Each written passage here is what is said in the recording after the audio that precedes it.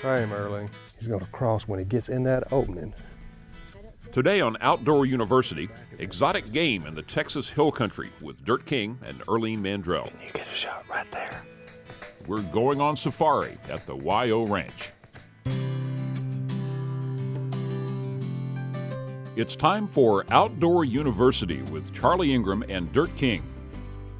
Join nationally known outdoorsmen Charlie Ingram and Dirt King as they give you the inside tips on hunting. Whether you're after white-tailed deer, wild turkey, elk, or ducks and geese, Outdoor University can teach you all the fine points that will make you a better hunter.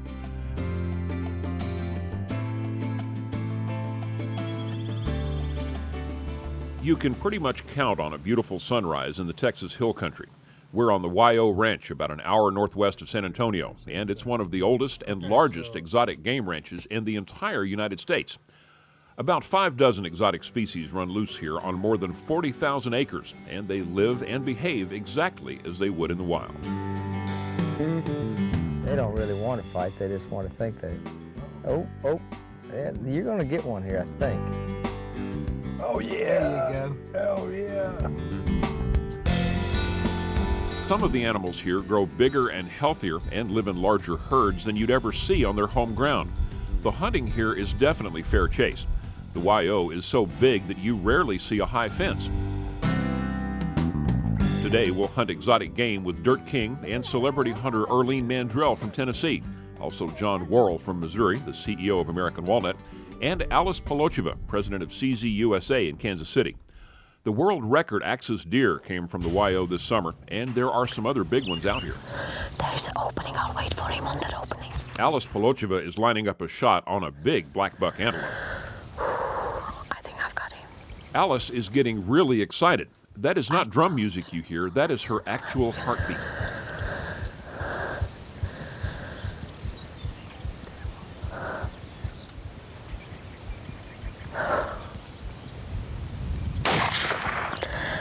My knees are still shaking. You didn't shoot like your knees were shaking. That was pretty awesome, really.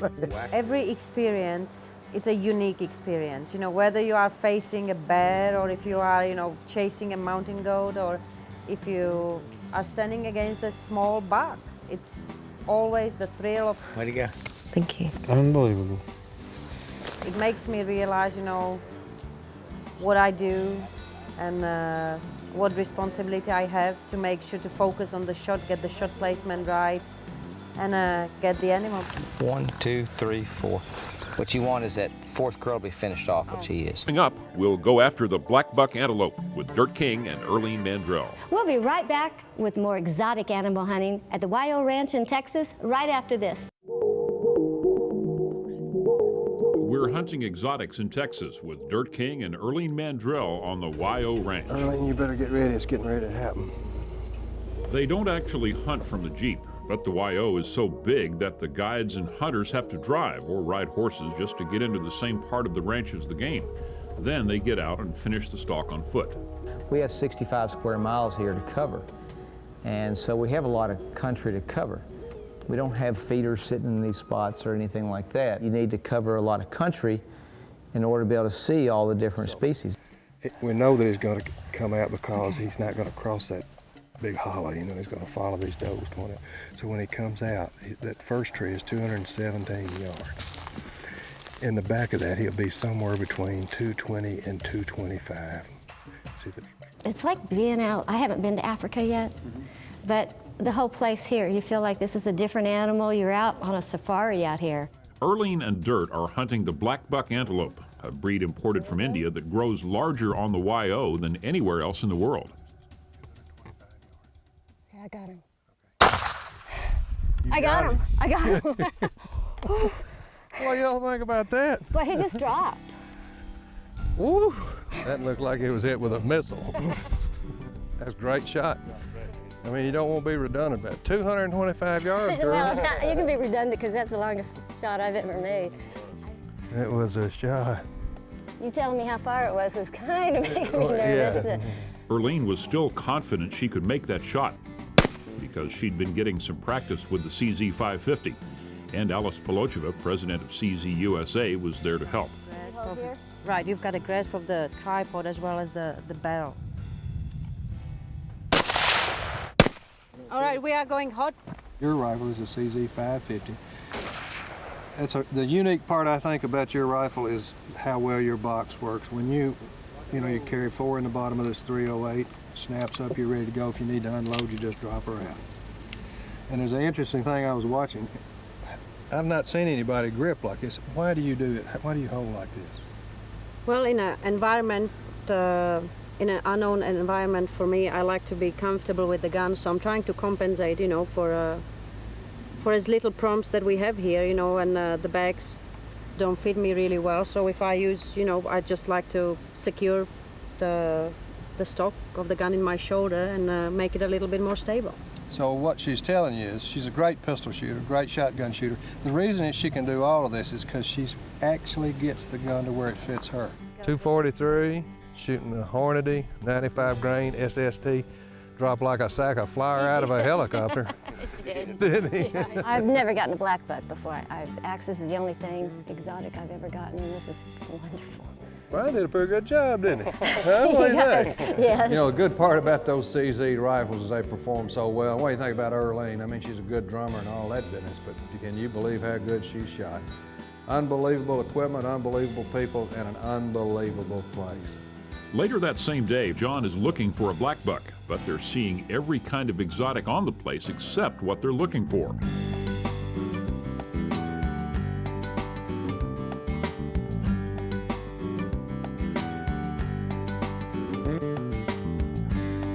We've been seeing some really, really big bucks over here. And a small one. That's a nice buck, but he's not one of the super grande bucks that we've been seeing. A lot we can't see up there. So when they become native, when they become natural, when you have 20 generations of those animals breeding on your ranch, they are every bit as wild and sometimes wilder than your native animals. This is as hard as hunting anywhere in the country. Maybe it's luck, maybe it's having a good guide, but they're not out for long before they see that prize black buck.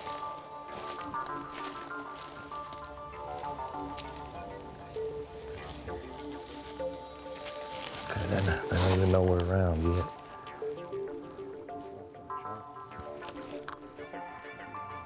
And in just a minute, we'll see if John took that shot. But first, take it away, Dirt.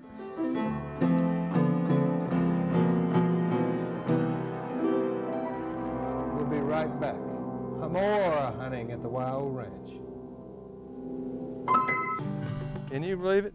I mean, does that work or what? Dirt says diet soda, the cheaper the better, is great for cleaning your hands after you've dressed your game. Then you can take the water and, of course, rinse off. I really am partial to diet drinks. Diet drinks work really good at this. How about that? That'll work. Is that unbelievable or what? I think he looks like a surgeon myself. Okay. We're hunting exotic game on the Wyo Ranch, a 40,000-acre preserve that some hunters call Africa in Texas. We left John Worrell lining up a shot on a sizable black buck.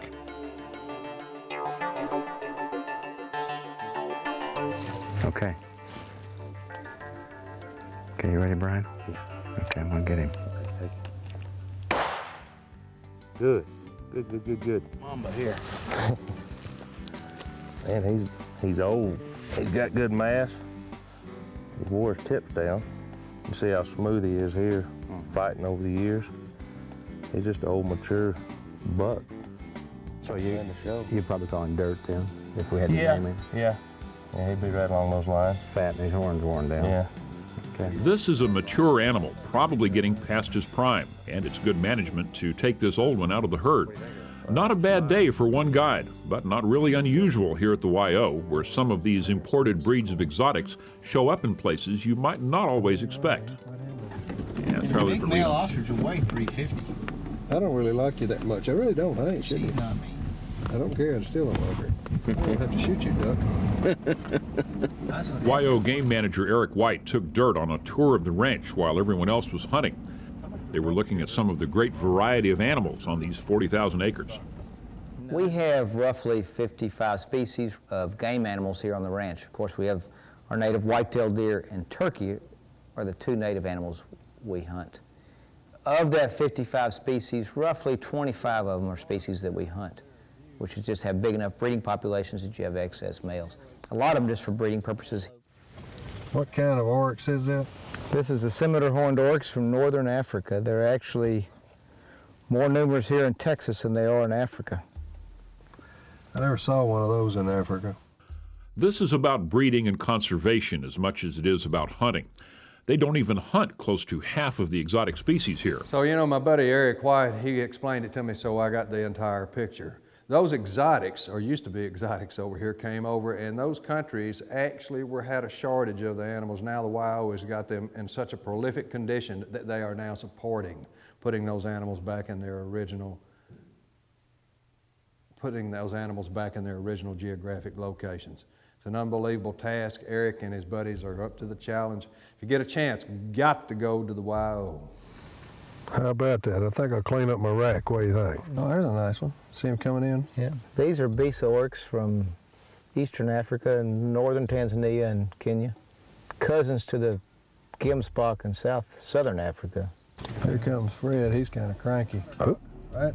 That's the common waterbuck, or Ellipsis waterbuck. I hunted them in Africa, and they're a pretty tough animal. You know, all that African game is so much tougher. That's one of the first comments I get from people that go to Africa for the first time. They're just tougher. They're just tougher. They can absorb a whole lot more lead. Yes, they can, or any other thing. We have about 10,000 game animals. Probably 60% of those are exotics. 60 to 70% of those are exotics. Some of the animals on the YO are extinct or close to it in their home range, and the YO has sent breeding stock to several foreign countries just to keep those species from dying out in their original homelands. The black buck antelope, the black buck antelope, which Earlene took one and Alice took one, and there are still more of them here in Texas than there are in India and Pakistan where they're from. But starting back in the 70s, we started shipping them back to Pakistan to help them restore their herds.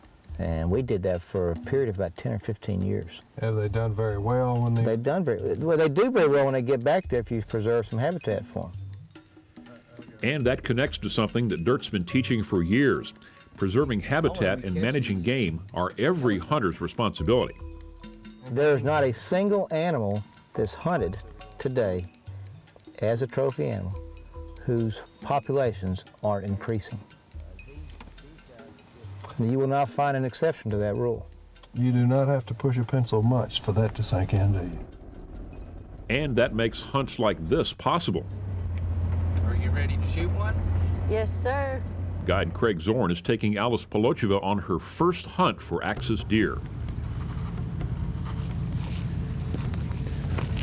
Let me get the binoculars.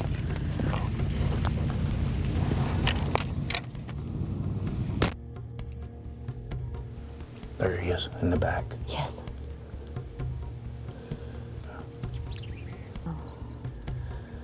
They're all in circles. Oh, he's going in the brush. Dadgummit.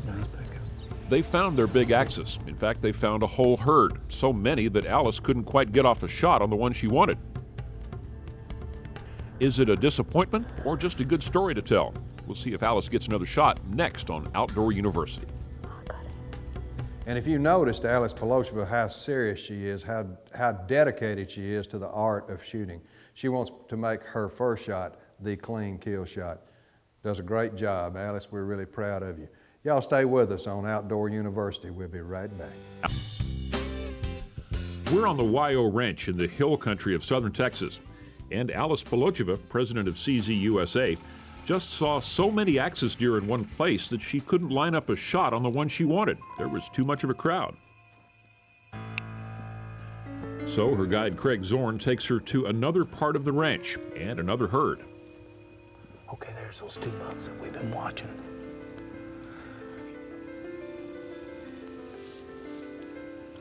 The stalk continues. They see their deer. And after a long walk and some careful aim, Alice takes her first axis. Okay. Yeah, I got him.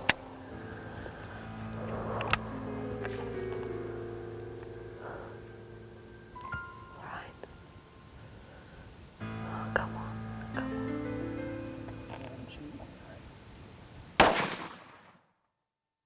Good hit, good hit, good hit. You made a perfect shot, right behind the shoulder.